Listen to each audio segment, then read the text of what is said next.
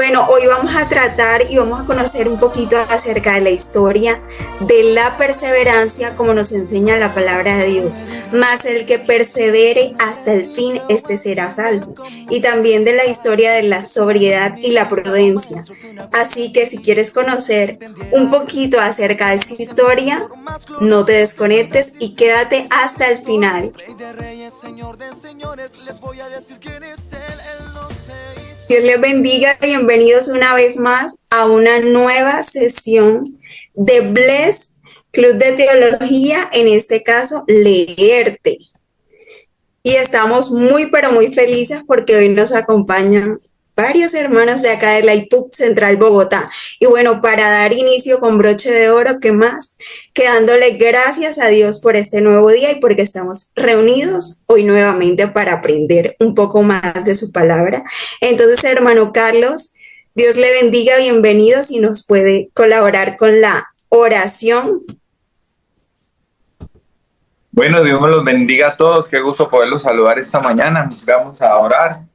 Darle gracias al Señor Jesucristo por este nuevo día y por esta oportunidad de podernos conectar todos y que sea una bendición este espacio para nuestra vida cristiana. Señor Jesucristo, te damos gracias, Señor Dios Todopoderoso, por la oportunidad que nos das, Señor, de estar aquí delante de tu presencia, reunidos con mis hermanos. Señor Jesucristo, para poder aprender más de ti, para conocerte cada día más, Señor Jesús, y poder tener en nuestra vida cristiana elementos suficientes para cambiar, Señor, para mejorar nuestro testimonio, nuestro comportamiento, y poder, Señor Jesucristo, ser un reflejo de tu amor, de tu palabra, y que podamos ser instrumentos para la gloria de tu nombre. Usa a mis hermanos, Señor Jesucristo, bendícelos y guíalos, Señor Jesús, en esta actividad para que sea de bendición para la iglesia. En tu nombre, Señor Jesús. Amén. Amén. Amén, muchas gracias, hermano Carlos. Y bueno, antes tenemos una actividad. Adelante, Gwen.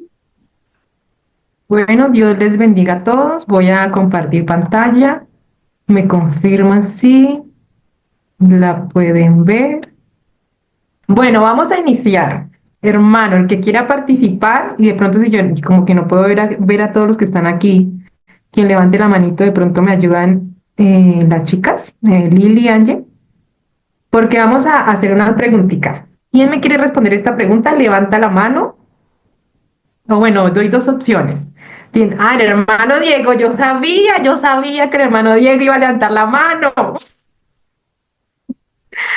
Yo iba a decir, tenemos dos opciones. También hay trabalenguas aquí para que hagamos un trabalenguas y soltemos esa lengua para hacer preguntas y hablar todo lo que vamos a hablar hoy. Entonces, hermano Diego, ¿cuál es la respuesta de esta pregunta? En el libro, el perfil. ¿Qué? De Tadeo, ¿sí? No, hermano Diego. Sí. Tadeo, no, sí, Tadeo, sí, perdón. Sí. Pero no, pero el nombre completo. Ah, bendito Dios, ahí sí me embarré. Completo. Judas, sí, Judas. Ajá, sí. Me falta Judas el segundo nombre. Judas Tadeo. No, hasta ahí está bien, perfecto. Judas Tadeo. Sí. Perfecto, hermano Diego. Le iba a dar dos oportunidades, pero no necesito dos, solo con una. Muy bien. ¿Quién más yo vi la mano levantada de Anderson. Sí, era Dios los bendiga primero. Sí, ¿ves? Era la misma respuesta del hermano. Pero entonces, ya que la levantaste, vamos con otra pregunta. Bueno, tenemos pregunta o trabalenguas. ¿Con cuál te vas? ¿Con cuál te vas? ¿Pregunta o trabalenguas? Pregunta. Bueno, entonces vamos con la primera. ¿Qué es una meta, Anderson? De pronto, si ya leíste el capítulo, pues puedes, con lo que el capítulo dice del libro, o ¿qué es una meta? Como la quieras responder. Ok, como en mis propias palabras, digamos. ¿Sí? Una meta es un objetivo. Sí, bueno. Para llegar a la meta se necesitan objetivos también, para poder lograrla. Está bien, pasa, punto. Va un punto el hermano Diego, un punto Anderson. ¿Quién más quiere participar? Manitos levantadas para responder la siguiente pregunta que está ahí. Ahí la estamos viendo. El La hermano diferencia entre Alejandro meta, también había alzado la mano. hermano Alejandro, diferencia entre meta e ilusión. Bueno, Dios les bendiga. Bueno, yo puedo ver que una meta la podemos ver de diferentes formas, ¿cierto? Por ejemplo, si lo vemos muy literalmente, una meta es el lugar donde está la bandera al final de una carrera, ¿cierto? Eso es una meta. Pero la meta también es el fin por el que se dirigen nuestras acciones y nuestro actuar, ¿cierto? Entonces, tenemos un lugar a donde queremos llegar y buscamos las formas y actuamos de tal forma que nos permita llegar allá. Entonces, la meta es un lugar a donde queremos estar y también lo que nos motiva a actuar, a cómo actuar, a qué acciones hacer, ¿cierto? Y una ilusión es algo que tiene apariencia de ser bueno, ¿cierto? Porque es algo que uno anhela, pero que a menudo es ilusionista, ¿no? Entonces, a menudo es utópico, es como inalcanzable. Entonces, la diferencia entre una ilusión y una meta es que uno puede decir, ya algún día yo me ganaré el baloto. Eso es una ilusión. Una ilusión. Y una meta es decir, una ilusión pecaminosa. Sí, exacto. Porque a menudo muchas ilusiones tienen apariencia de piedad, pero no lo son al final. Ajá. Entonces, una meta puede ser, yo estoy en tercer semestre de psicología y mi meta es que en 3 años voy a ser psicólogo. Ajá. Eso ya es una realidad y tú tienes que enfocar tus acciones para llegar a esa meta. Entonces, y hacer ciertas tareas. Exacto. Hacer ciertas tareas para llegar a la meta. Para llegar a la meta. Esas pueden ser las diferencias. Gracias, hermano Alejandro. Ahora, ¿qué vamos a hacer? Cada uno tiene un punto. Desempate. Son acumulativos. Bueno, entonces vamos a dejarlos así por hoy. Cada uno tiene un punto y lo acumulamos. Siguiente sesión los esperamos a los 3 para el desempate. ¿Listo? Bueno, Dios les bendiga. Continuamos entonces, Angelita. Amén, güey, muy bonita la actividad y muy pertinente la intervención de todos, del hermano Diego, Anderson y del hermano Alejandro. Bueno, y como mencioné anteriormente que hoy vamos a conocer la historia de la perseverancia, pues hubo un discípulo que se caracterizó por ser muy perseverante y fue Judas Leveo o Tadeo. Su sobrenombre era Tadeo. Y este discípulo, bueno, yo creo que todos los discípulos de Cristo y los seguidores de él debemos ser perseverantes. Es una característica que realmente es general, porque nos debe identificar a todos. Pero ¿por qué lo tomamos a él como ejemplo? A Judas. Y voy a compartir acá lo que dice la palabra de Dios en el Evangelio de Juan, el capítulo 22, que dice de la siguiente manera. ¿Sí? Ahí estoy compartiendo. Sí, bueno. El Evangelio de Juan, el capítulo 14, versículo 22, que dice de la siguiente manera. Le dijo Judas, no el Iscariote, sino Leveo, el perseverante, Señor, ¿cómo es que te manifestarás a nosotros y no al mundo? Es decir, en un futuro. Cuando tú haces esta pregunta es porque tu pensamiento está en perseverar. No es en estoy aquí hoy y mañana no sé dónde estaré o no sé qué quiero para mañana. No, mi meta es seguir adelante en este camino. Por eso le pregunta, ¿cómo es que te manifestarás a nosotros y no al mundo? Y Jesús le responde, el que me ama, mi palabra guardará y mi Padre lo amará y vendremos a él y haremos morada con él. Es decir, ahí se está mencionando como esa parte de la perseverancia, por eso se toma a él como ejemplo y se hace la claridad en el texto, no el Iscariote, es decir, no Judas el traidor.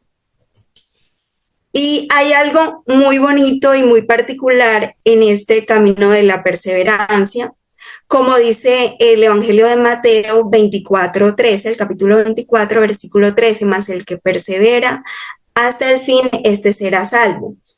Y me voy a permitir hacer una analogía con el cuerpo. Digamos que en el cuerpo cada miembro tiene una función y un ejemplo muy claro es el ojo.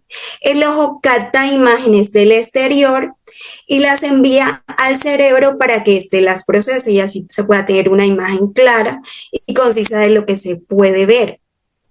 El Hijo de Dios, como miembro del cuerpo de Cristo, debe tener una mirada clara para que de esta manera la comunicación con el cerebro sea nítida y así pueda mirar con claridad la meta, pueda realmente ver cuál es el galardón. Pero ¿qué pasa si esta mirada se nubla?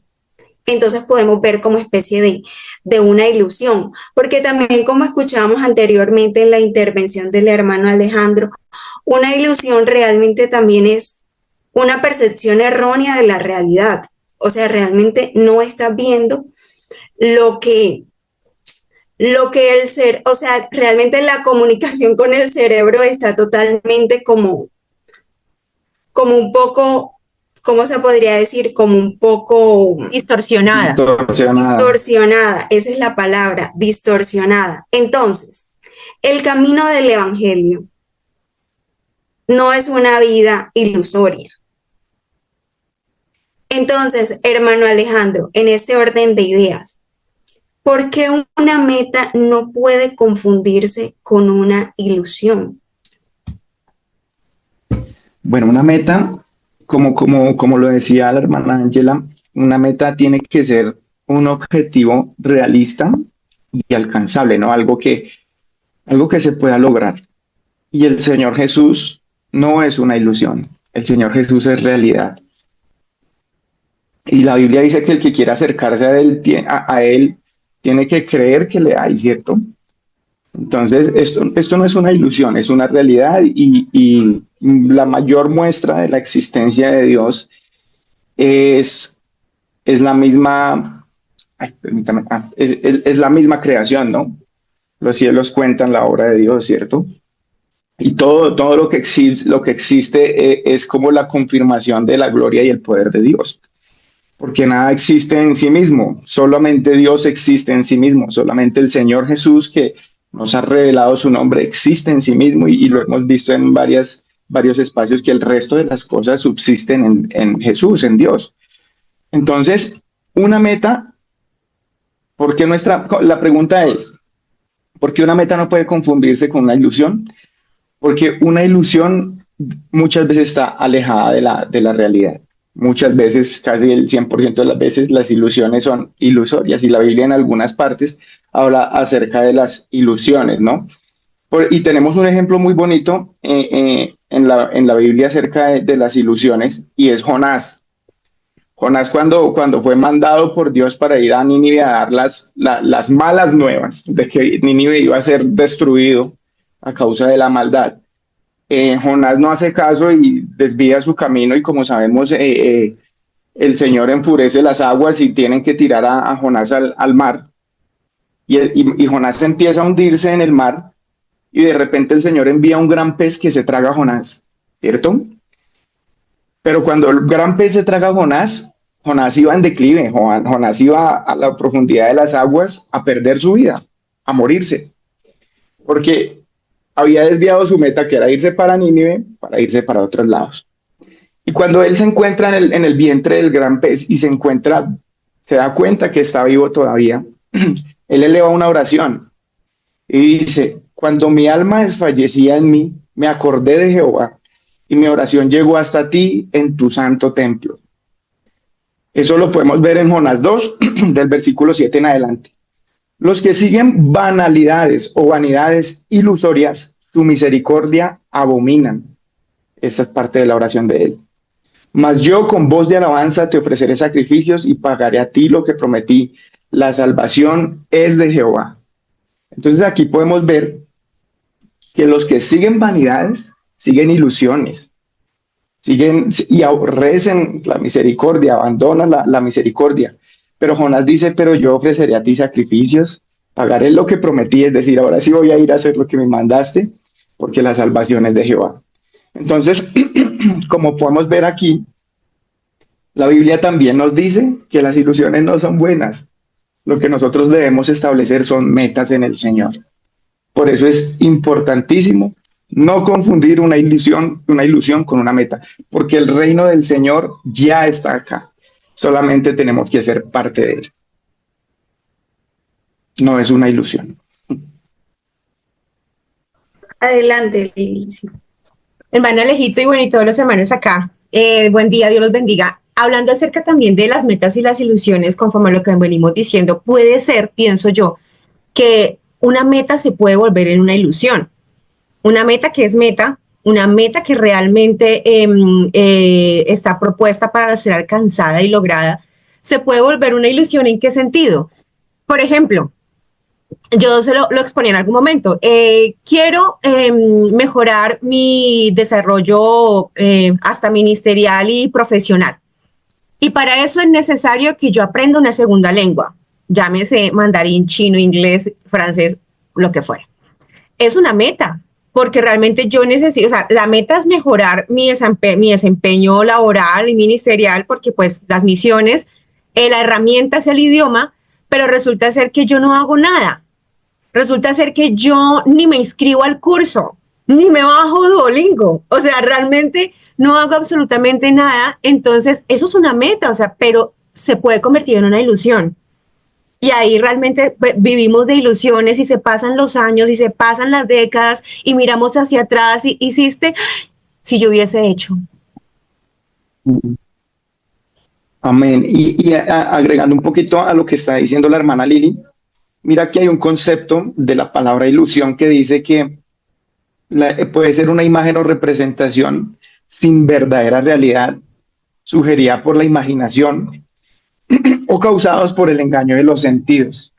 Y eso es una ilusión, es algo que no tiene mucho realismo, pero a menudo el mundo no la puede mostrar como meta.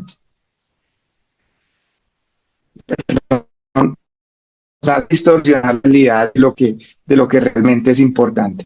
Entonces ahí es donde se puede prestar la confusión de una meta y una...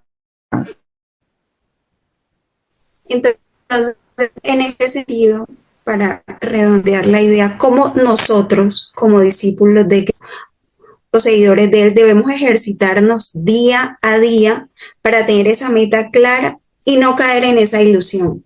Porque, como vimos, es muy fácil cuando no se sabe ejercitar y no se tiene claridad de la meta, caer en esa ilusión. Porque se pudo iniciar teniéndolo como meta, pero en el camino se pasó a la esfera de la ilusión, como lo comentaba Liliana.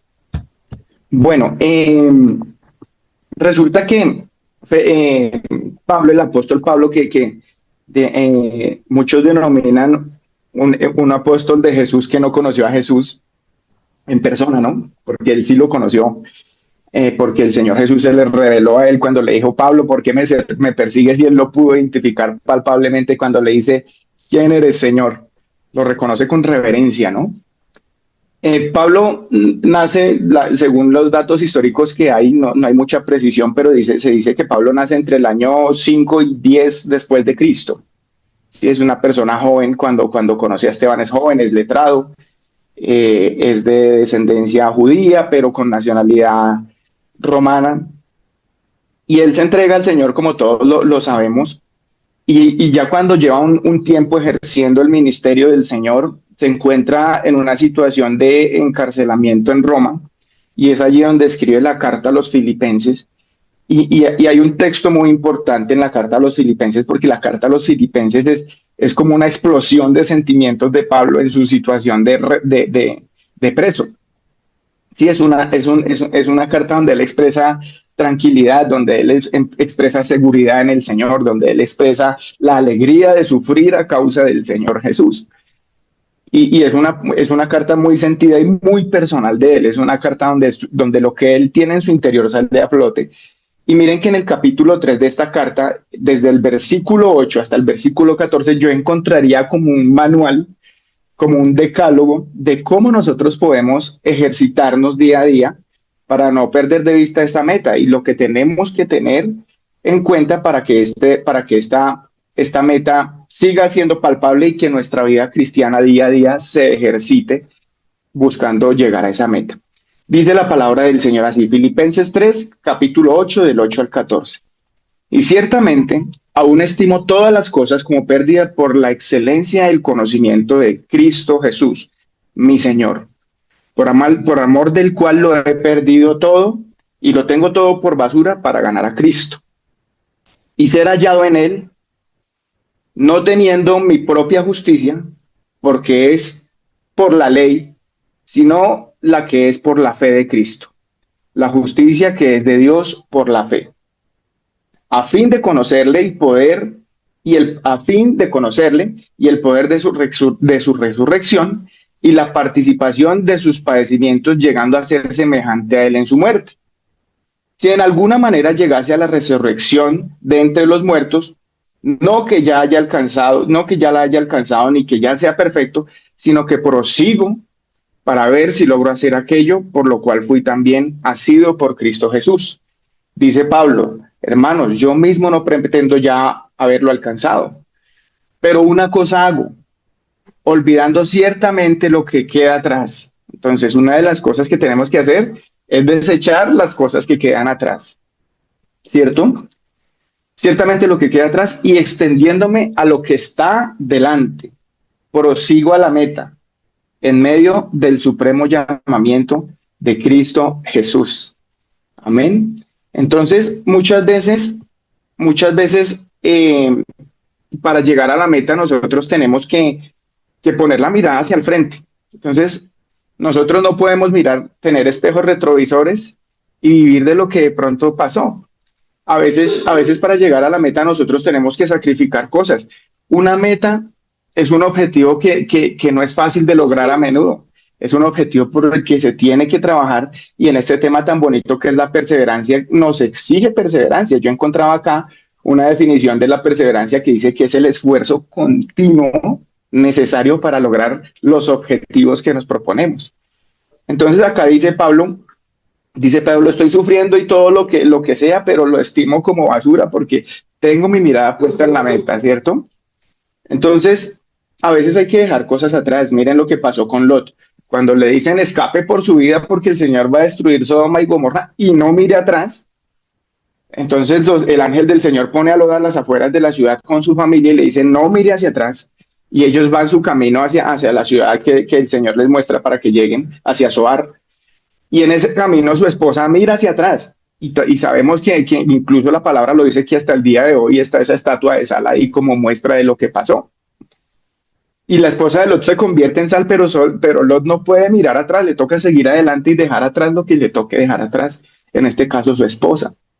Y si lo vemos en ejemplos seculares, muchas veces cuando tenemos alguna meta, queremos estudiar algo, yo tengo mi carrito, mi moto que amo mucho, pero quiero terminar mi maestría y me toca vender la moto para pagar mi semestre de la maestría porque mi meta es ser un magíster en X especialidad.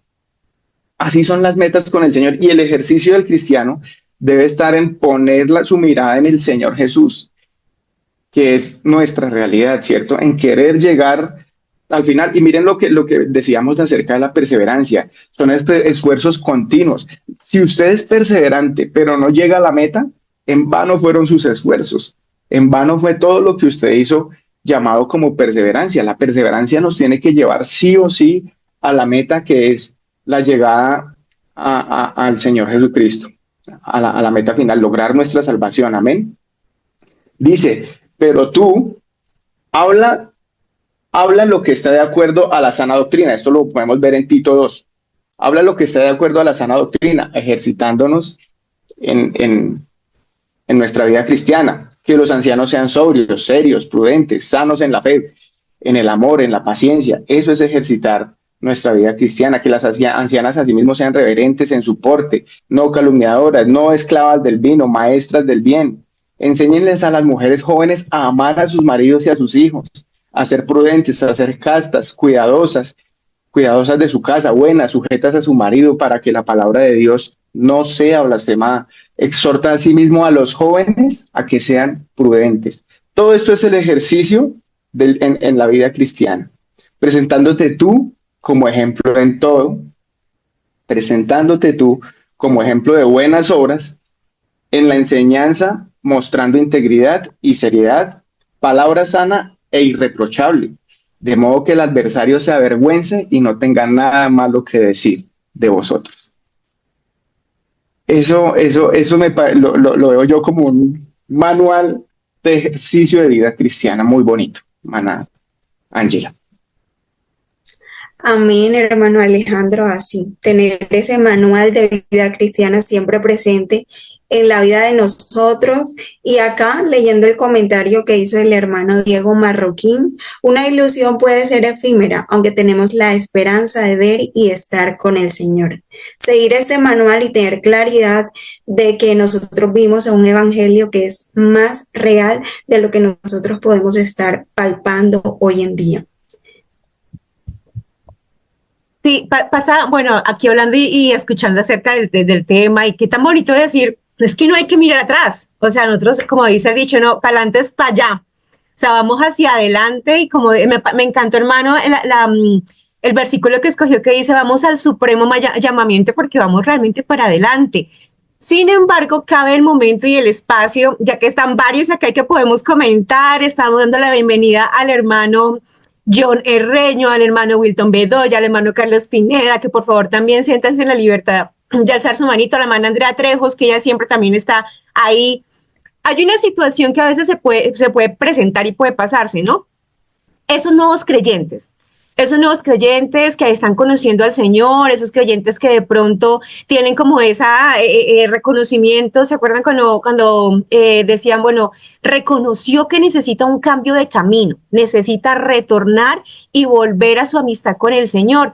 Pero a lo mejor y pasa que, de hecho, el libro hay una parte muy bonita, más adelante la vamos a hablar también, de pronto que hay un servidor o hay una persona con un recorrido en Cristo y de pronto lamentablemente tuvo su error, falló, cayó, bueno, o de pronto hay diferentes situaciones en la iglesia donde, ay, ese fulanito era tan consagrado, ¿qué habrá pasado? Ay, que sutanito no sé qué, y de pronto hasta el mismo cristiano, ese bebé que hasta ahora está caminando en el Señor, dice, pero y ahora, ¿qué tal me pase a mí? O sea, si esa persona que oraba, que era tan consagrada, que mejor dicho, el Señor la usaba tanto, ¿qué me puede pasar a mí que yo soy un bebé? Tengo miedo, o sea, porque y me da miedo de si puedo proseguir a la meta.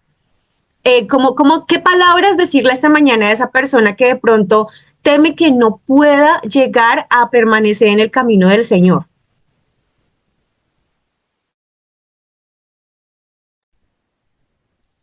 Y bueno, ¿qué le podemos decir a una persona nueva que puede ver que sí, ¿no? Hace poco, hermana Lili, me encontraba con una muchacha, una joven bautizada en el nombre del Señor Jesucristo, pero que se ha alejado de los caminos del Señor. Ella estuvo justamente en la iglesia central y tuve la oportunidad, me la presentaron y tuve la oportunidad de hablar con ella. Está aquí en Bogotá porque está haciendo su carrera de oficial de la policía, entonces vive en la escuela de cadetes y vino a la iglesia y me decía, no, pues lo que pasa es que yo quiero volver, pero mucho dejar los aretes, me cuesta mucho la forma de vestir y yo quiero que cuando sienta que puedo manejar eso, pues entregarme, ¿cierto? Para no fallarle al Señor.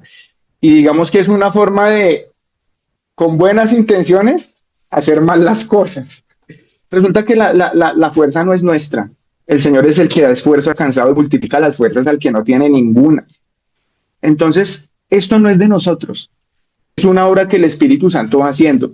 Entonces a la persona nueva que llega con sus ataduras, con sus cargas que son difíciles de dejar, porque hablarlo es muy fácil, pero vivirlo y dejarlo es otra cosa.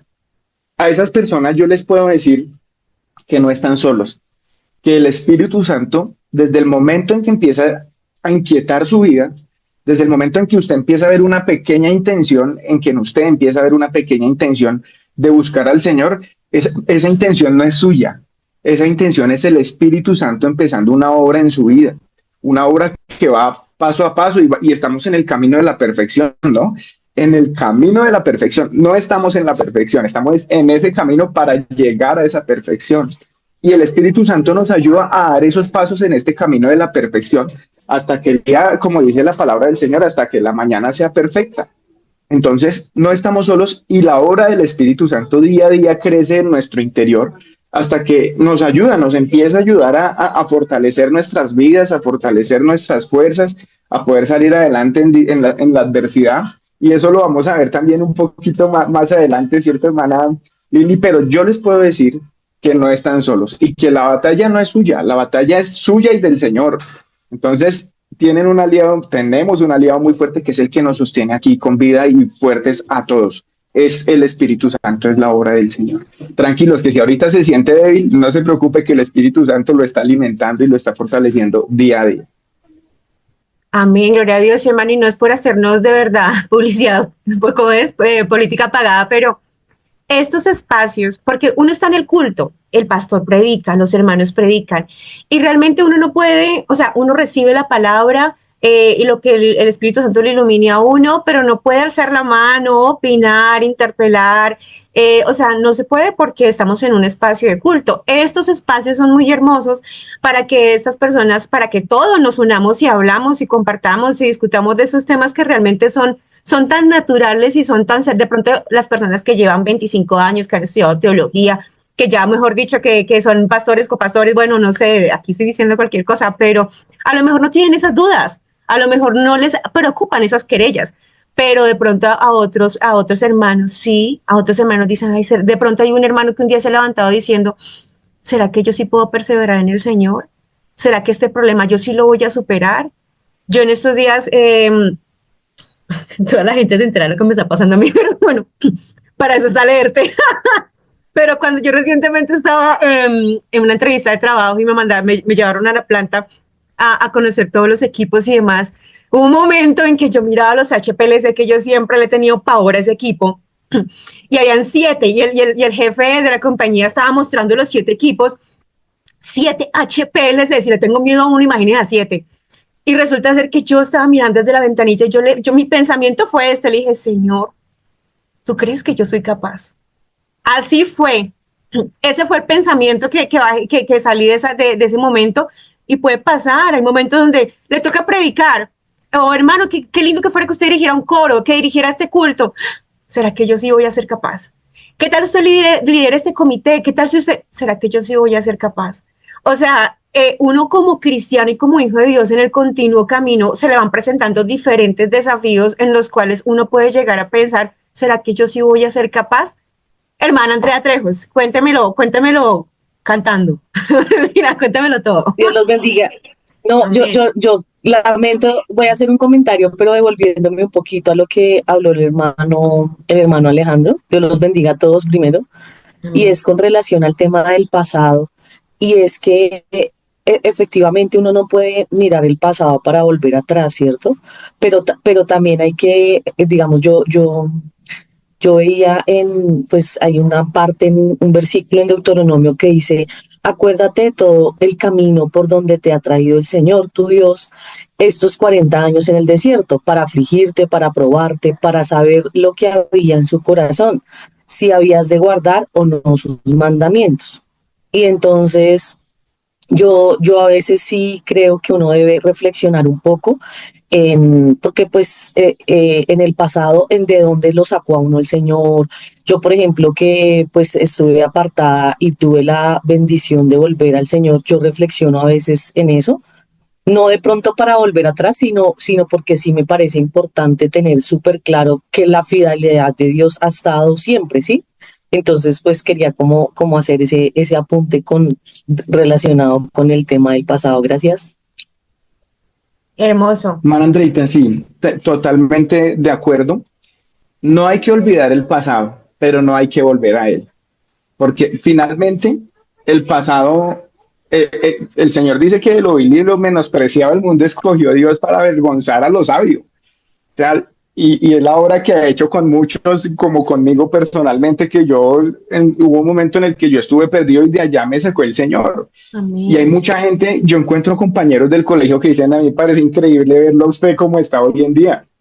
Y de hecho, un compañero con el que me crucé en algún momento, me dijo, yo creo que el colegio solo a 2 personas les ha ido bien, a uno que está no sé en qué país y a usted que uno lo ve que está bien. Y yo le decía a él, pero esto no es porque yo soy bueno ni nada, esto es porque Dios me encontró, esto es porque el Señor Jesús me encontró. El pasado está ahí para nosotros, para la gloria del Señor Jesús. Eso es para la gloria del Señor Jesús. Todo lo que fuimos y la transformación que Él nos ha hecho, pero hay que dejarlo atrás. O sea, no hay que olvidar de dónde el Señor nos sacó. Eso no lo podemos hacer, pero no podemos volver allá. Gloria a Dios por eso. Bueno, vamos a seguir al otro discípulo, porque son 12 y vamos en el primero, no mentiras. Vamos en el segundo discípulo, que es Jacobo. De Jacobo tenemos 3 acepciones. Aquí a los estudiosos de la palabra de Dios, vamos a hacerle así como una breve reseña de cuáles son los Jacobos que aparecen en la palabra de Dios. En la palabra de Dios aparecen exactamente 3 Jacobos, o por lo menos 3 Jacobos relacionados con el ministerio del Señor, ¿no? Porque nos hemos dado cuenta que allá les encantaban repetir nombres. Todos se llamaban María, todos se llamaban Juan, todos se llamaban Jacob.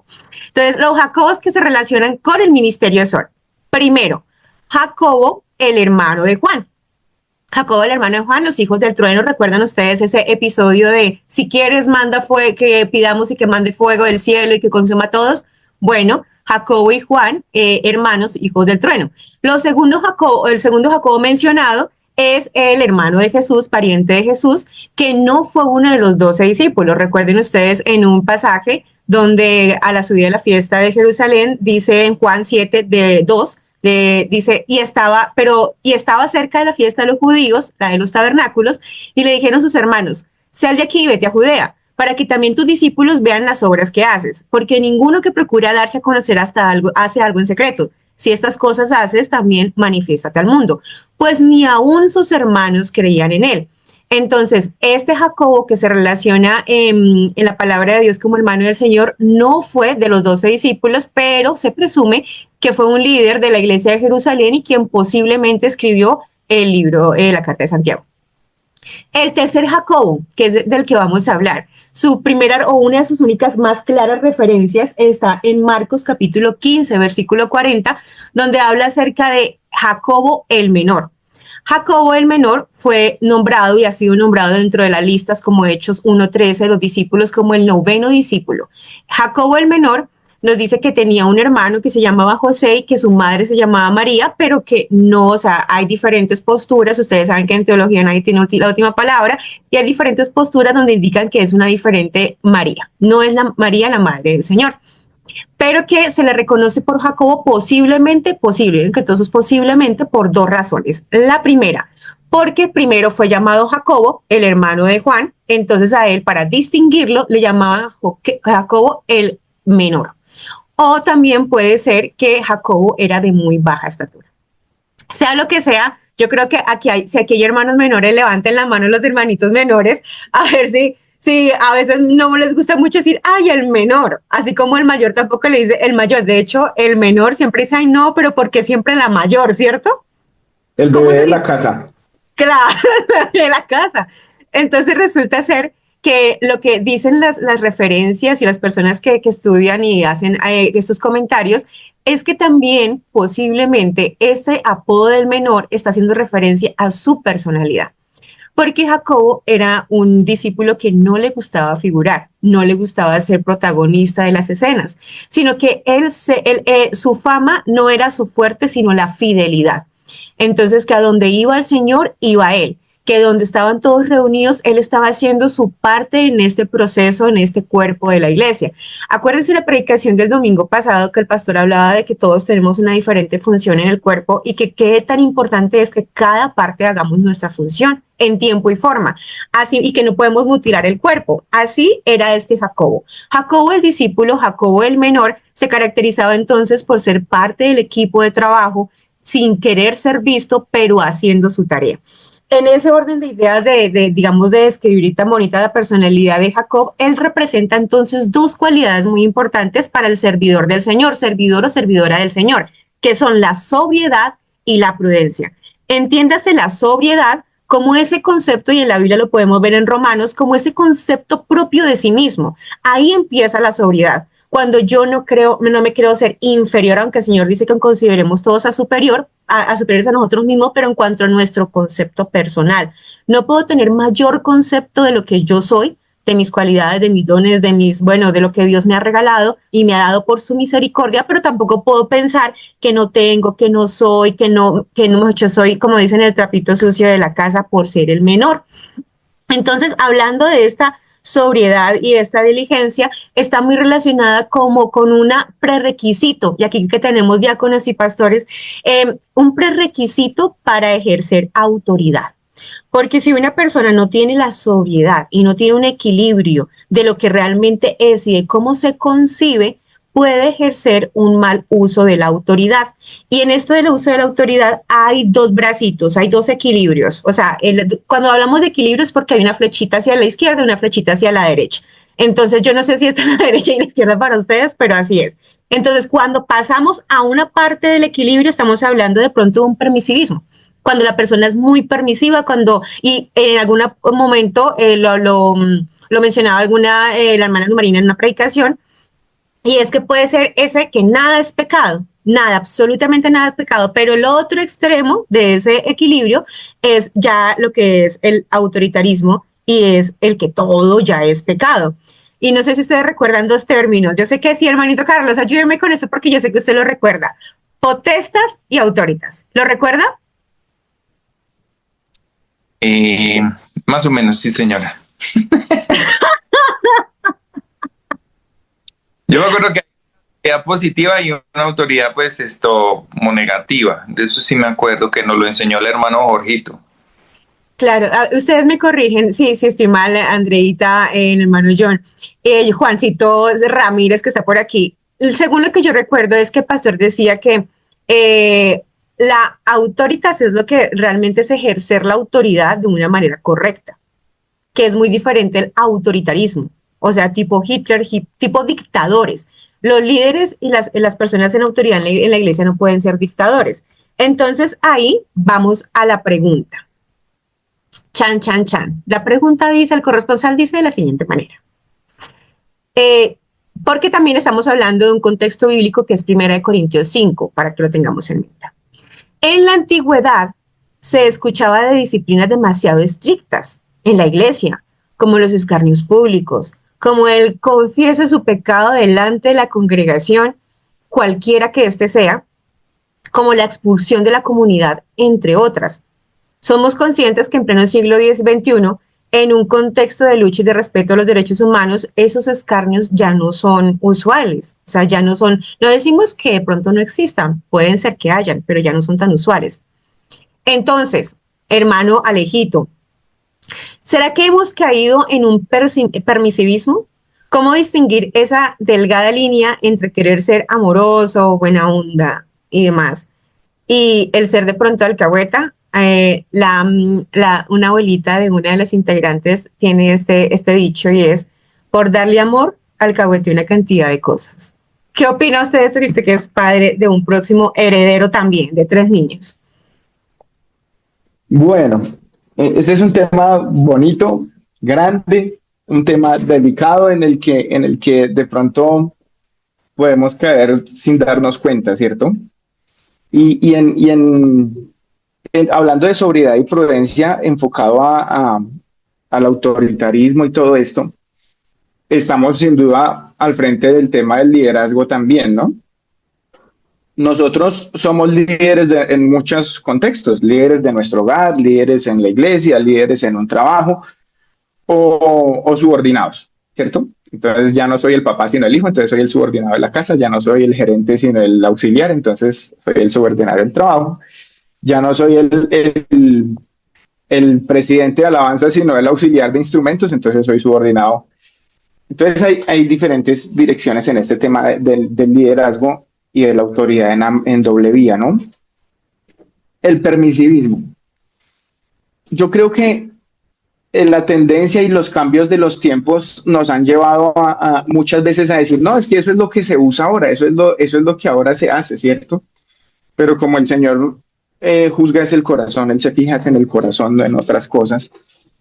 Y puede que a veces caigamos en cierto permisivismo a causa de esas cosas, que siendo blandos con cosas con las que no podemos ser blandos, permitamos que empiecen a entrar a nuestro hogar y a nuestra vida cosas que no, pues, no deberíamos permitir, ¿sí?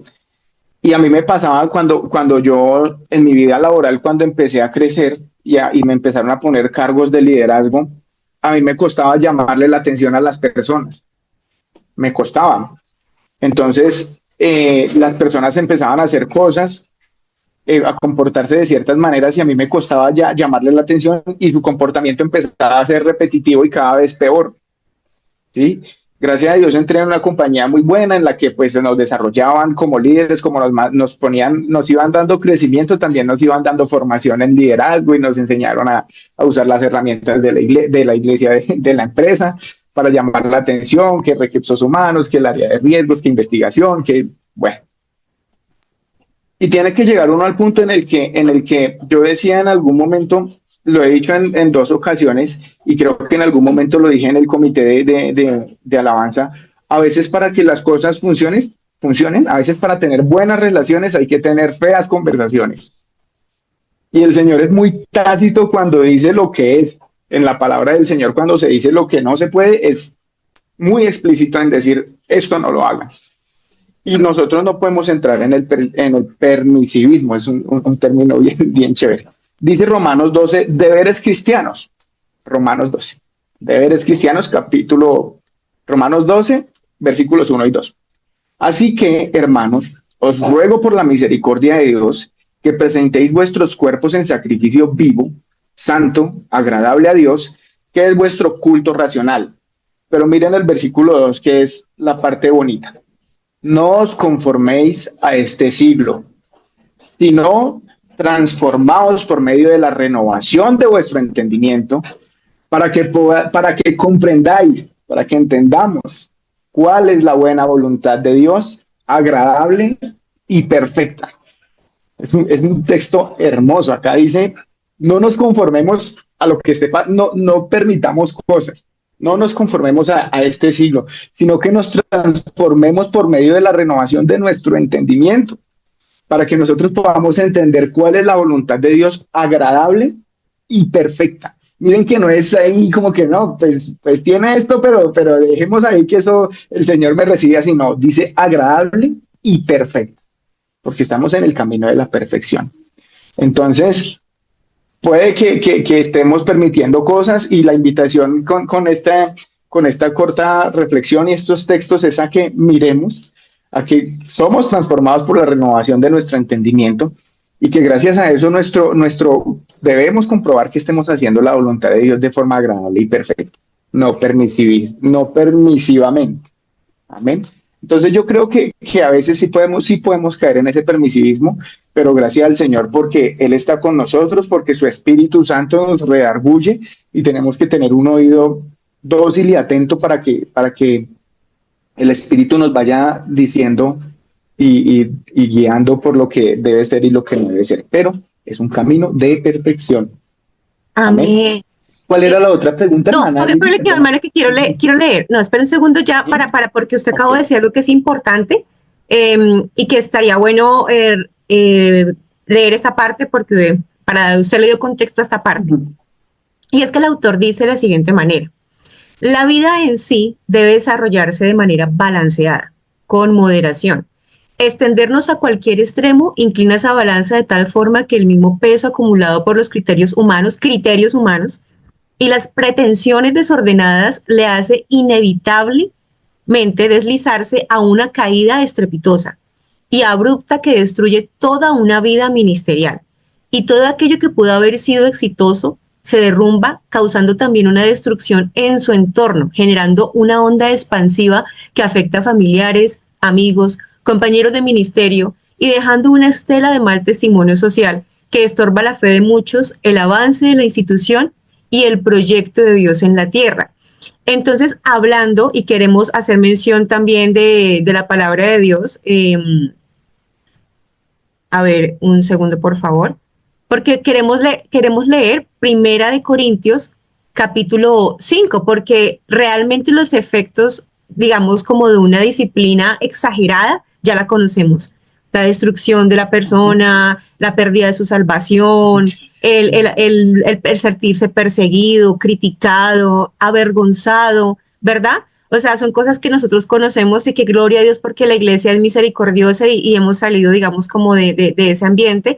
Pero ¿qué pasa por el otro lado que hablaba el hermano Alejito? Y es lo que pasó en Primera de Corintios capítulo 5. ¿Qué pasó? Lo vamos a recordar. Un caso de inmoralidad juzgado. De cierto se oye que hay entre vosotros fornicación, y tal fornicación cual ni aún se nombra entre los gentiles, tanto que alguno tiene la mujer de su padre, y vosotros estáis envanecidos. ¿No debieras más bien haberos lamentado para que fuese quitado del medio de vosotros el que cometió tal acción? Ciertamente yo, como ausente en cuerpo, pero presente en espíritu, ya como presente he juzgado al que tal cosa ha hecho. En el nombre de nuestro Señor Jesucristo, reunidos vosotros y mi espíritu con el poder de nuestro Señor Jesucristo. El tal sea entregado a Satanás para destrucción de la carne, a fin de que el espíritu sea salvo en el día del Señor Jesús. No es buena vuestra jactancia. ¿No sabéis que un poco de levadura leuda toda la masa? Limpiaos, pues, de la vieja levadura para que seáis nueva masa, sin levadura como sois, porque nuestra Pascua, que es Cristo, ya fue sacrificada por nosotros. Así que celebremos la fiesta no con la vieja levadura, ni con la levadura de malicia y de maldad, sino con panes sin levadura, de sinceridad y de verdad. Los efectos, y ahí ya viene la intervención del hermano Alejo, ¿cuáles serían los efectos en cuanto al cuerpo de Cristo, en cuanto a la congregación, en cuanto a la vida de la persona cuando no se ejerce la autoridad frente a una situación que no está bien delante de los ojos del Señor? O sea, ¿qué es pecado? Bueno, hermana Lili, nosotros si vemos que el permisivismo se está apareciendo por ahí, está asomando sus sucias garras en la comunidad del Señor, la palabra nos enseña también acerca de la instrucción y del consejo, ¿cierto? Entonces ya no es un tema de atacar la persona, sino que la instrucción es un tema de construcción, ¿cierto? Es un tema que va a ayudar a la persona a mejorar. Dice la palabra en Proverbios 12, el que ama la instrucción, ama la sabiduría, ¿cierto? Más el que aborrece la reprensión es ignorante. Pero el Señor nos está llevando en este camino de perfección en el que cuando a nosotros nos llaman la atención, nosotros podemos entender que el Señor está hablándonos, que el Señor nos está moldeando, ¿cierto? Y mire que es muy importante porque este tema de la instrucción, del consejo, de la corrección, aparece, esto aplica en ambas direcciones. El que aborrece las instrucciones cuando se las dan es ignorante, pero el que ve que está pasando las cosas y tampoco hace la instrucción, también es tomado como ignorante, porque es que yo no puedo ver que las cosas estén pasando y dejar que el hermano vaya hacia el abismo, o mi familia, o lo que esté pasando, vaya hacia el mal camino y no hacer nada. Ahí es donde tiene que entrar la instrucción, porque si nosotros no, mire que la Biblia dice, y respondiendo muy puntualmente al consejo de qué pasa cuando no hay instrucción, cuando permitimos las cosas, la palabra del Señor dice que el que sabe hacer lo bueno y no lo hace, le es contado como pecado. Cuando usted ve que alguien va mal y que se está perdiendo y que usted puede hacer algo, pero usted no lo hace, le es contado como pecado. O sea, el pecado no es solamente acción, sino también omisión. Amén.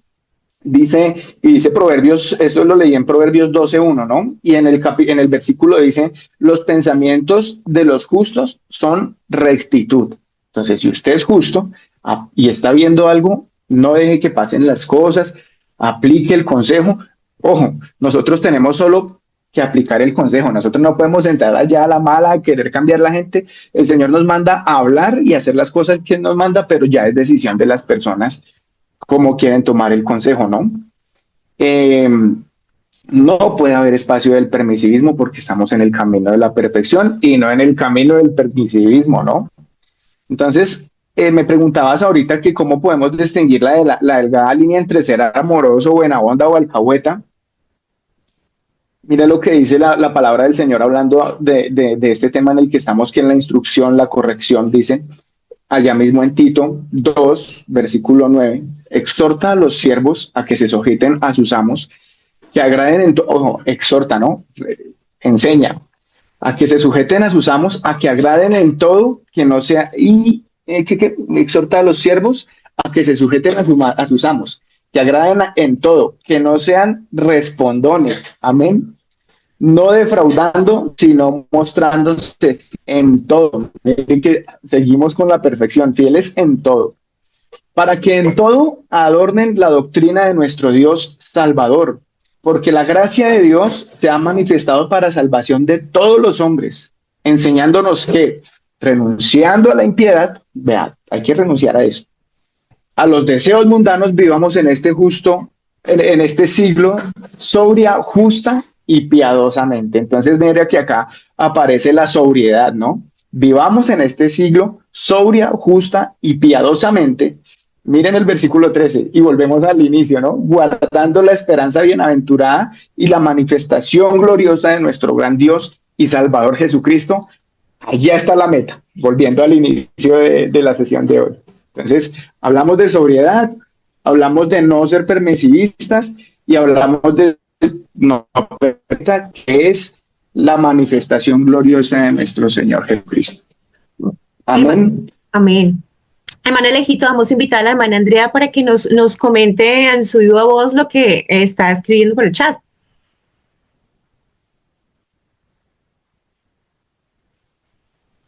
No, por eso lo escribí por el chat porque me da pena, pero bueno, lo que pasa es que yo considero que lo que, digamos, Corintios 5, digamos, en resumen, lo que lleva es a que la iglesia siempre practique la disciplina con un espíritu de amor y de restauración, cuidando la integridad de la comunidad como el bienestar espiritual de cada persona. Y entonces, de pronto yo me devolvía un poquito en las enseñanzas en años atrás que hemos tenido y recordaba, pues, hablando un poquito de los hijos, que es un tema que a mí me toca muchísimo, porque digamos, educar hijos, criarlos, no es una tarea fácil. Y pues nadie nace sabiendo cómo ser papá, ni hay como que sabemos que el manual pues obviamente siempre es la Biblia para cualquier aplicación, pero a veces hay cosas que a uno como padre lo sorprenden, ¿sí? Y lo que yo de pronto he percibido al paso de los años y recordando la mesita donde pues el amor, la disciplina, la enseñanza y el ejemplo y lograr uno ese equilibrio de pronto de esas cuatro cosas a veces no es tan fácil, ¿no? Entonces yo, por ejemplo, voy a hacer una acotación acá y es que uno generalmente lo que hace es que identifica el problema, ¿sí? Por ejemplo, cuando los niños dicen mentiras. Entonces uno dice, lo primero que uno se pregunta es, ¿quién estoy siendo yo para que mi hijo me mienta? ¿Sí? Porque si un niño le dice mentiras a uno, pues yo ahí sí considero que es porque no ve el espacio con uno, o sea, conmigo. Si mi hijo no ve el espacio conmigo, es porque yo veo una falla en mí. O sea, ¿quién estoy siendo yo para que esa persona o mi hijo me mienta? Y entonces entro ahí, identifico, luego corrijo, entonces aplico, pues obviamente hay una consecuencia porque toda acción pues trae una consecuencia. Esto es un poco penalista, pero así de pronto. También obviamente tengo que hacer una reflexión y guiarlo con la palabra, ¿cierto? Entonces enseñarle, por ejemplo, el tema de la honestidad y hablarle de pronto del tema. Y siempre me parece súper importante eso, tanto a nivel de hijos o de relaciones de cualquier tipo, la restauración de la relación. Asegurarse de que la persona realmente se sienta perdonada y amada, me parece que es súper importante en este proceso. Y no sigo hablando porque yo hablo mucho. Gracias. Bueno, Jenny Reño, por favor, no, apenas, Andreita, muy buen apunte porque es una realidad. Amor y control. Lo digo el autor. Muy bien. Muy bien. Bueno, aproveché, entre tanto que nuestro hermano Alejo nos comentaba al respecto y busqué algunas definiciones de las dos palabras que tú mencionabas, Liliana. Están las palabras potestas y la palabra autoritas, creo que es con C. Y vienen de la tradición romana. La palabra potestas se refiere como ese poder que le es investido a alguien debido a la estructura de un gobierno. ¿cierto? Entonces, esa persona recibe como esa investidura y tiene detrás de sus decisiones, tiene el apoyo de ese sistema de poder de un gobierno, ¿verdad? En el caso de el auctoritas, se refiere a, más que todo, a la clase de autoridad que es orgánica. ¿En qué sentido? En que la conducta, la vida, la manera de proceder, de hablar de una persona, genera en otras personas un grado de respeto tan elevado que esas personas están dispuestas de manera natural a respetarle una forma de autoridad a aquella persona a quien miran así, ¿cierto? Entonces hay como esas dos conceptos que son bastante interesantes, ¿cierto? Cada uno tendrá su aplicación, cada uno tiene su contexto.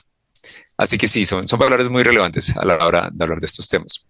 Y quiero hablar también, hacer un complemento muy rápido de lo que se habla ahorita acerca de cómo abordar lo relacionado a la corrección, a la dirección, a la guía.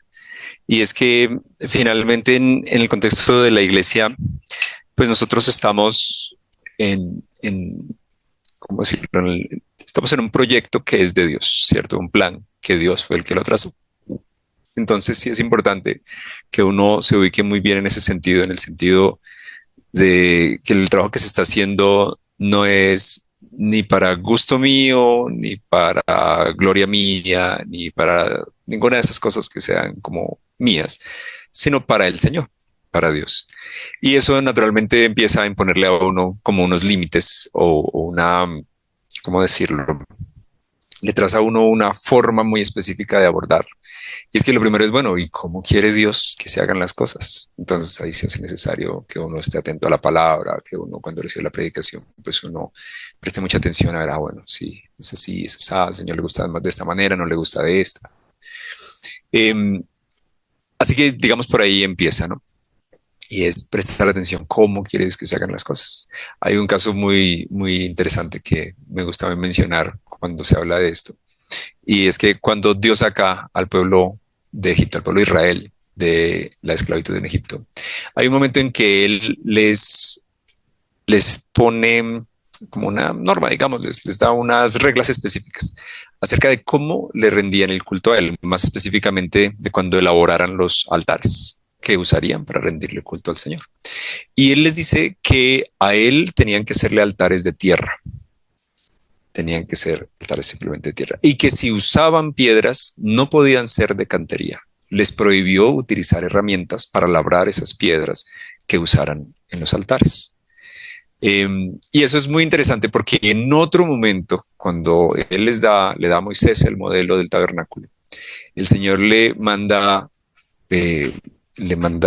unos, digamos, le da los elementos y las características de cómo debía elaborarse. Y los elementos internos del tabernáculo eran elementos de una exquisitez muy elevada, ¿sí? Había bordados muy finos, había elementos de oro hechos con técnica artesanal muy exquisita también. Así que qué interesante, ¿no? Para un caso el Señor les dice, no, hagan algo extremadamente sencillo y cíñanse a esas normas. Pero en otro caso les dijo, no, hagan cosas muy hermosas, hagan esto de una hermosura muy especial. Así que necesario es, cuando vemos esos dos casos, cuando contrastamos estos dos casos, nos damos cuenta lo importante que es mirar la palabra de Dios, ¿cierto? ¿Cómo es que al Señor le gustan las cosas? Y bien, los momentos en que no hay como esa claridad o uno no encuentra como esa luz inmediata en la Biblia, pues acudir al Señor, no, Señor, muéstranos de qué manera, cómo es esto, qué se puede hacer, ¿cierto? Bien, así que bueno, esa parte es importante. Y sobre todo, digamos, por sobre todo, el propósito de Dios con la iglesia es la salvación, ¿cierto? Porque no envió Dios a su Hijo al mundo para condenar al mundo, sino para que el mundo sea salvo con él. Ese es el propósito que Dios tiene con la iglesia y, digamos, de todo lo que haga la iglesia debe ir orientado a eso. Con el cuidado y con con el discernimiento necesario para manejar situaciones como las que se presentaron, por ejemplo, en la iglesia en Corinto, que en la primera carta el apóstol Pablo envía como una corrección muy fuerte, o escribe una corrección muy fuerte por una situación ya extremadamente grave que se estaba presentando. Gracias, hermano John, porque usted y lo que dijo el hermano Alejo y lo que dijo la hermana Andreita me ayudaron a mí a ubicarme el por qué yo estaba hablando de autoritas. Estaba hablando de autoritas por lo siguiente, porque a veces las mujeres decimos, ay no, Proverbios 31, nos piden muchas cosas, pero la verdad, al servidor de Dios, a ese hombre de Dios, en esa autoritas, en ese respeto que por sus hechos, por sí mismo, genera esa admiración. ¿Qué se le dice a él? Se le dice, esta virtud es destacada dentro de las características que menciona el apóstol Pablo en los requisitos que debe llenar todo ministro que anhela ser diligente. Palabra fiel. Si alguno anhela obispado, buena obra desea, pero es necesario que el obispo sea irreprensible, marido de una sola mujer, sobrio, prudente, decoroso, hospedador, apto para enseñar. Y 1 Timoteo 3, que es donde está el listado, tiene otros, porque son bastantes otras características, que qué lindo pues que esos líderes que nosotros tenemos, y de verdad la Iglesia Central tiene bastantes líderes, varones también, que Dios los usa mucho y que uno puede ver su sobriedad, puede ver esa buena postura, y uno se siente muy feliz porque inspiran ese respeto que realmente debe tener un hijo de Dios, no porque le pongan en cierto cargo o en cierto liderazgo, sino porque su manera de expresarse, su manera de hablar, su manera de dar las retroalimentaciones, su manera de corregir, realmente hacen que por sí mismo tenga esa autoritas, porque saben hacer las cosas con sobriedad, porque saben corregir con esa paciencia, con ese amor, y que saben tratar a la grey y ya sea al grupo de liderazgo que Dios les entregó, o ya sea a los diáconos. Yo la verdad, no porque estén aquí 2 diáconos presentes y también el pastor Wilton, pero yo he visto que son hombres muy respetuosos y son hombres con mucho tacto al tratar los temas. Entonces uno dice, mire que la palabra de Dios es fiel y verdadera. Lo mismo el hermano Alejo, es que yo veo que los líderes que Dios ha puesto realmente han sido hombres que uno se siente muy bendecido como congregación tener en esa administración, porque nunca he visto un grito, nunca he visto, es que tú no me entiendes, es que tú no me comprendes, es que tú no, o sea, nunca he visto en ellos un comportamiento hostil. Siempre he visto ese respeto, esa amabilidad, ese decir las cosas con ese amor y ese respeto como a hijas de Dios. Entonces, la verdad que yo estoy muy contenta, porque cuando leía esto del hermano Henry, no se nos puede escapar de aquí, porque el hermano Henry también es un hombre que cuando participaba más activamente en el club de lectura, también Dios de verdad que lo usaba muchísimo. Así que dejamos hasta aquí la sobriedad de Jacobo, sabiendo que en la iglesia del Señor también hay muchos Jacobos hoy en día, sobrios y prudentes para la gloria del Señor, y decimos gloria a Dios por ellos, y que Dios los siga guardando y bendiciendo. Para seguir a la pregunta con Angelita. Bueno, yo creo que esta historia, como dijimos anteriormente, acerca de la sobriedad y la prudencia es bastante larga y todavía no ha terminado. Sí, yo quería aportar algo, hermana Angeli, no sé si nos da el tiempo. ¿Hasta qué horas estamos? Hasta las 12, sí, todavía tenemos. Bueno. Para es que yo quería... pastor, 40 minutos. No, yo quería hacer una acotación, me parece muy importante, hablando, antes de cerrar el tema del permisivismo, la sobriedad y todo lo que tiene que encerrar un buen liderazgo y la sobriedad en sí misma. Que la hermana Andreita decía, bueno, yo me pregunto a veces, cuando mi hijo me oculta algo, ¿qué clase de papá soy yo? ¿Cierto? ¿Qué estoy haciendo mal para que mi hijo no tenga la confianza de decirme las cosas? Y es algo que no le ha pasado solo a la hermana Andrea, a mí me ha pasado también con mis hijas. Y es algo que no solamente me ha pasado a mí, le pasó al mismo Dios con Adán y Eva. ¿Sí? El Señor llegó y fue a mirar al mundo, y resulta que estaban escondidos detrás de unas plantas porque se estaban ocultando del Señor. Le estaban ocultando. ¿Y qué clase de padre es Dios entonces, ya que ellos le tienen miedo a Dios? No es que seamos malos padres, es que el ser humano naturalmente, a partir de que nos hicimos pecadores a causa del pecado que se cometió en el inicio, pues tendemos a tenerle miedo a la corrección. Pero no es que seamos malos padres, porque al final del día los hijos y los neófitos, si lo queremos ver en el nivel espiritual de la iglesia, son personas que tienen miedos, y la palabra del Señor lo dice allá en Hebreos. En verdad, ninguna disciplina al presente parece ser causa de gozo, Así lo dicen Hebreos. En verdad, ninguna disciplina al presente parece ser causa de gozo, sino de tristeza. Pero después da fruto apacible de justicia a los que en ella han sido ejercitados. Entonces, muy importante eso, que de pronto nosotros no pensemos que como mi hijo me tiene miedo o me está ocultando cosas, entremos en un permisivismo de pronto no hacer lo que toca hacer, porque eso es natural del ser humano, sentir miedo y que la disciplina en el presente parece no ser causa de gozo, pero cuando se ejercita en ella, en el futuro da frutos, ¿no? De justicia. Y mire lo que dice también Proverbios. Dice Proverbios 13:24, el que detiene el castigo a su hijo aborrece, mas el que lo ama temprano lo corrige. Entonces, hay diferentes versiones. Quienes no emplean la vara y la disciplina odian a sus hijos, dice otra versión. Otra versión dice, no corregir al hijo es no quererlo. Amarlo y disciplinarlo, amarlo es disciplinarlo a tiempo. Y otra versión dice, si amas a tu hijo, corrígelo. Si no lo amas, no lo hagas, no lo castigues. Entonces, qué importante es que de todas maneras, no es que nosotros seamos malos padres, no es que el Señor sea un mal Dios porque Adán se escondió y Eva se escondió para que él no los viera. No, es que la naturaleza del hombre pecador es esa, es tratar de evadir la corrección porque parece no ser motivo de gozo, pero es necesario ejercitarnos en esto porque en su momento da su fruto. Entonces, ese paréntesis quería hacer. Amén, hermano Alejandro, no, excelente aporte, de verdad muy importante y pertinente entender que para todos los padres, que no son malos padres, simplemente es la naturaleza pecaminosa cuando sale a relucir. Y bueno, como todavía no hemos terminado esta parte del permisivismo y autoritarismo, hay algo que yo quiero compartir que dice literalmente en el libro y es estas dos virtudes, es decir, la sobriedad y la prudencia caminan juntas y se reflejan en los hombres de mente lúcida y cabal que saben ocupar con altura su lugar. Y esa parte que dice que saben ocupar con altura su lugar, yo la quiero resaltar y la voy a decir de esta forma. Hombres o discípulos que saben ocupar con altura su lugar.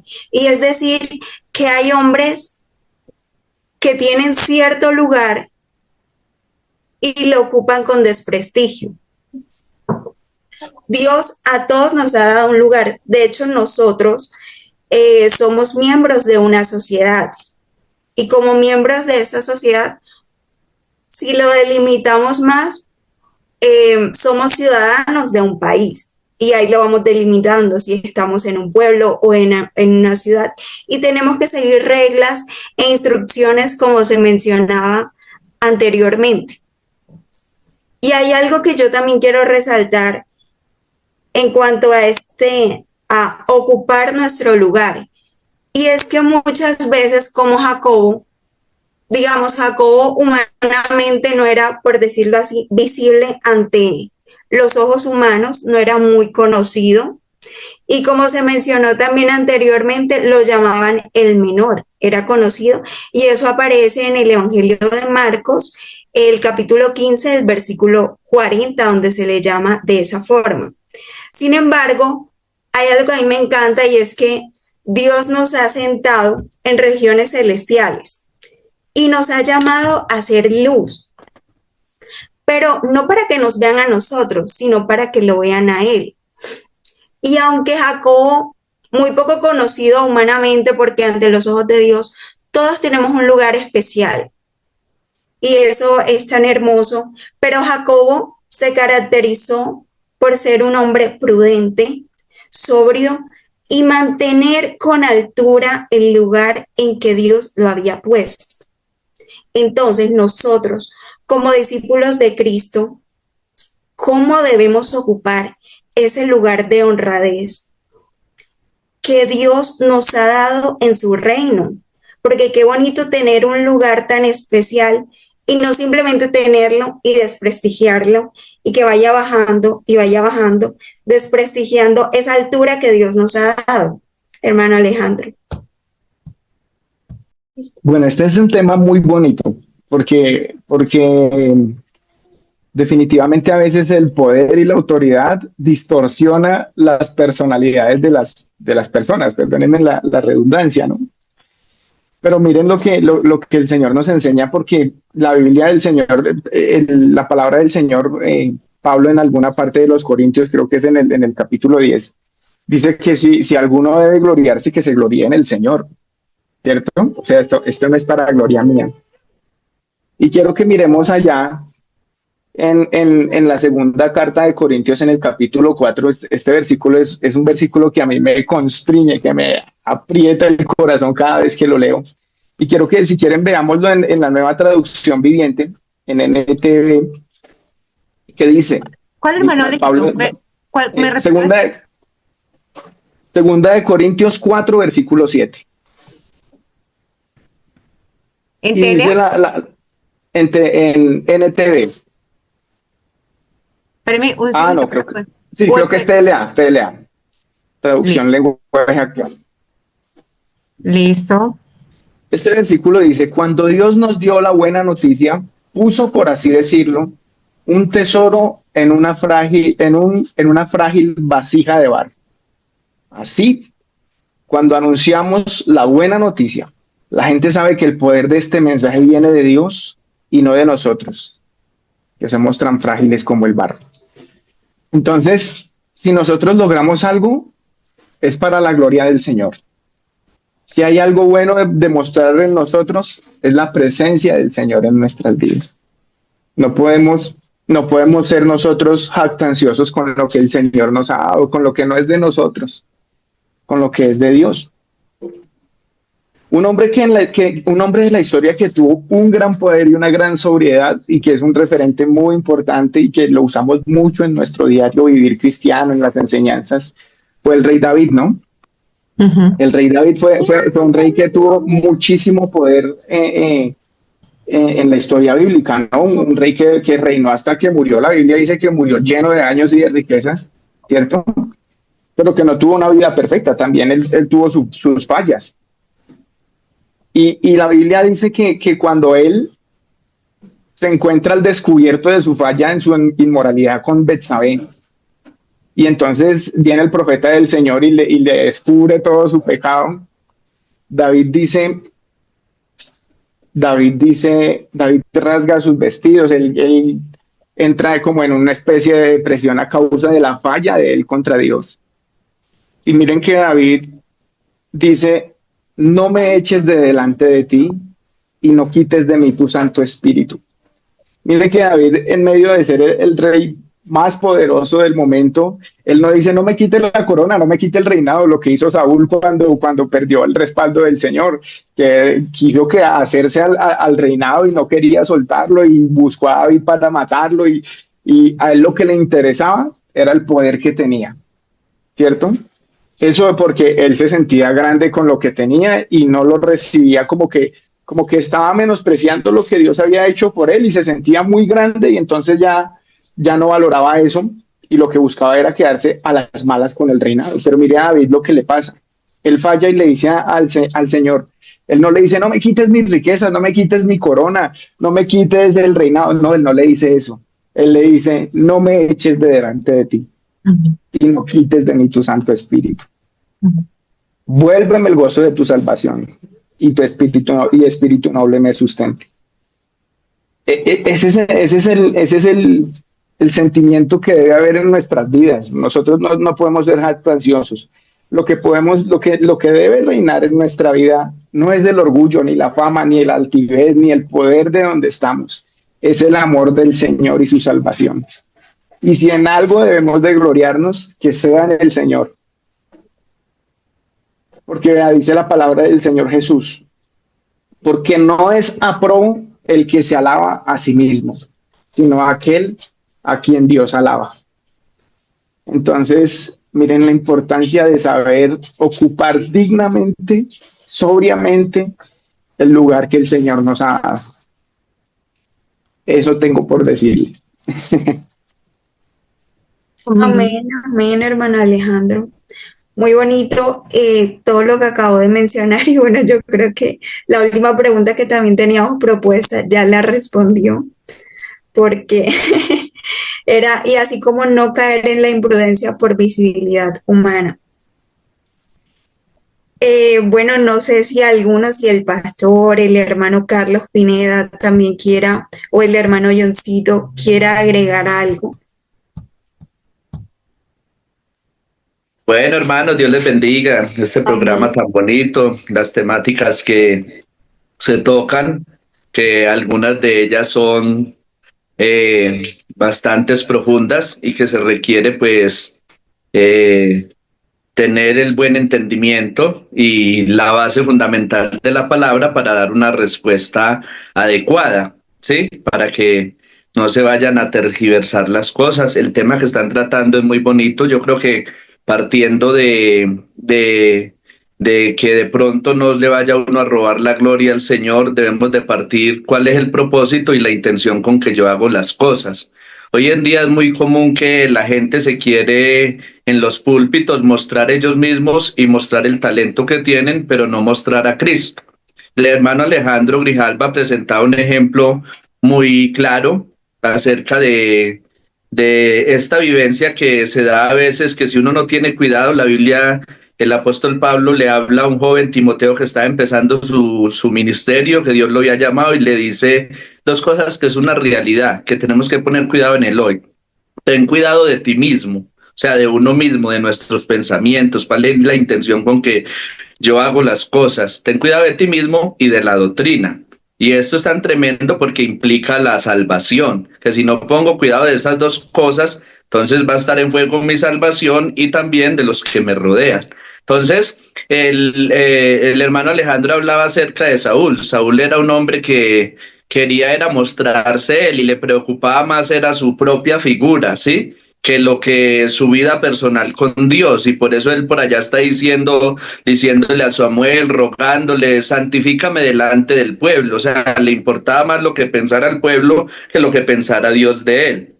No así con David, que David lo que lo hace llamar a David la Biblia como un hombre conforme al corazón de Dios, es precisamente que él reconocía que cuando él se fallaba, porque en la Biblia no dice que él no se equivocó, él se equivocó, pero él reconocía y no estaba pensando tal vez en salvaguardar su imagen o qué va a pensar la gente, sino que le importaba más era la relación con Dios. Por eso está diciendo, Espíritu noble me sustente, no quites de mí tu Santo Espíritu. Él tenía muchas cosas, pero no se centró en eso, sino que se centró más bien en la relación de él con Dios, en sentir la presencia del Señor. Entonces hoy en día tenemos en los púlpitos, en los altares, muchas personas que quieren llevarse en ellos la gloria, ¿sí? Y ser reconocidos, pero no se centran en que la gloria le pertenece al Señor. Cuando uno hace las cosas precisamente para que Cristo sea glorificado, sea exaltado y no yo, entonces ahí es donde yo voy a tener el buen sentido, para qué me llamó el Señor y para qué estoy haciendo yo las cosas. Ya cuando se va uno de pronto al extremo, como dice la hermana Liliana, sí, de que no, hermano, yo no voy a servir, o de pronto no lo hago para no llevarme la gloria, ya son temores y prejuicios por no tener un buen concepto de la palabra de Dios. ¿Por qué? Porque Dios a todo ser humano que llama, lo llama primeramente para salvarlo y segundo, para que le sirva. El siervo no se lleva la gloria, el que se lleva la gloria es el Señor a quien el siervo le está sirviendo.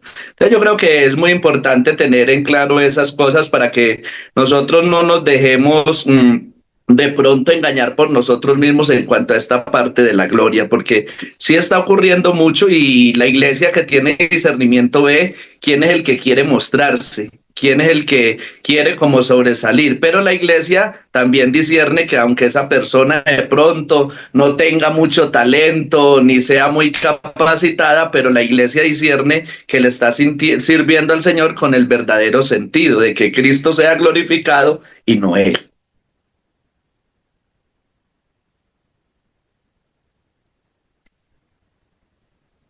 No te escuchamos, Angelita. Amén. Amén, hermano Wilton. Gracias, hermano Alejo. Somos servidores, pero siempre para poner en alto el nombre del Señor Jesús. Entonces, bueno, ya para terminar la sesión, queremos agradecer a todos los hermanos que se conectaron, de verdad, a los diáconos, a todos. Gracias por conectarse. No voy a decir nombres, ustedes saben quiénes son, porque si no sería mencionar a cada uno. Entonces, para finalizar, porque también finalizamos con broche de oro, le voy a pedir el favor al hermano Wilton para que haga la oración final y que todo lo que aprendimos hoy quede en nuestro pensamiento, pero también que lo podamos poner por obra. Adelante, hermano Wilton. Amén. Bueno, vamos a orar para darle gracias a Dios. El propósito de este programa debe de ser de que Cristo sea glorificado, la palabra se extienda y por supuesto que los que nos conectamos podamos ser edificados, exhortados y consolados también en esta palabra que siempre traerá bendición a la vida de los oyentes. Agradecerles a los que estuvieron en el programa en esta mañana, invitarles a interiorizar el mensaje de la palabra del Señor para que tengamos entonces vidas victoriosas en la vida cristiana. Bendito y eterno Dios, te damos gracias en esta mañana. Tú eres bueno, Señor. Gracias por la bendición impartida a través de este programa para bendecirnos, para edificarnos, Señor. Oh Dios de la gloria, te damos gracias por la verdad de tu palabra que nos edifica, Señor, y nos fundamenta en tu buena voluntad para hacer cada día, Señor Jesús, esos luminares en el mundo que necesitan, Señor, de la gloria. Oh, Señor Jesús, darte la gloria a ti es nuestro propósito, Señor Jesús, y es nuestra voluntad que se complemente la nuestra con la tuya. En el nombre de Jesucristo, amén y amén. ¡Que los bendiga! ¡Feliz sábado! ¡Que los bendiga! Amén. Gracias, Dios les bendiga. Dios los bendiga.